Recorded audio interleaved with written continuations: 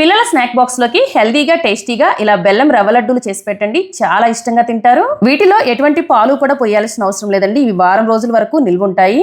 ఈ బెల్లం రవ్వ లడ్డు తయారు చేసుకోవడానికి ముందుగా స్టవ్ పైన కడాయి పెట్టుకొని పావు కప్పు నెయ్యి వేసుకోండి. ఇక్కడ ఇంగ్రీడియంట్స్ అన్ని కూడా ఒకే కప్పుతో తీసుకోవాలి. నెయ్యి వేడైన తర్వాత జీడిపప్పులు కిస్మిస్ వేసి బాగా ఫ్రై చేసుకొని తీసి ఒక ప్లేట్ లో వేసుకోండి.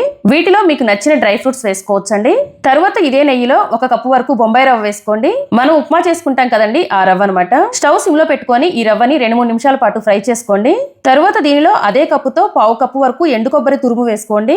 ఇప్పుడు ఈ రెండింటిని బాగా కలుపుతూ ఫ్రై చేసుకోండి. ఇవి ఫ్రై అయినప్పుడు మంచి స్మెల్ వస్తాయి. అప్పుడు తీసి ఒక ప్లేట్ లో వేసుకోండి. రవ్వ కలర్ కూడా లైట్ గా చేంజ్ అవుతుంది. తర్వాత ఇదే కడాయిలో ఒక కప్పు బెల్లం అలానే పావు కప్పు వరకు వాటర్ వేసుకోండి. స్టవ్ సిమ్ లోనే పెట్టుకొని పాకం రానివ్వండి.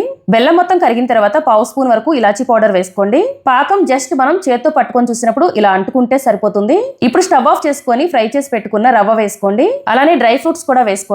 ఇప్పుడు మొత్తం బాగా కలుపుకొని కొంచెం చల్లారనివ్వండి. మూత పెట్టి 5 నిమిషాలు వదిలేస్తే సరిపోతుంది. 5 నిమిషాల తర్వాత మూత తీసి ఒకసారి మొత్తం బాగా కలపండి. కొంచెం గోరువెచ్చగా ఉన్నప్పుడే మనం లడ్డూలు చుట్టుకోవాలి. చేతి కొంచెం నెయ్యి అప్లై చేసుకొని లడ్డూలు చుట్టుకోండి. ఒకవేళ మీరు చేసినప్పుడు పాకం సరిగా రాకుండా ఎక్కువగా డ్రై అయిపోతే ఈ మొత్తాన్ని మిక్సీ జార్ లో వేసుకొని గ్రైండ్ చేసుకొని తర్వాత లడ్డూలు చేసుకోండి. పర్ఫెక్ట్ గా వస్తాయి. బెల్లం రవ్వ లడ్డూలు ready. Thank you for watching.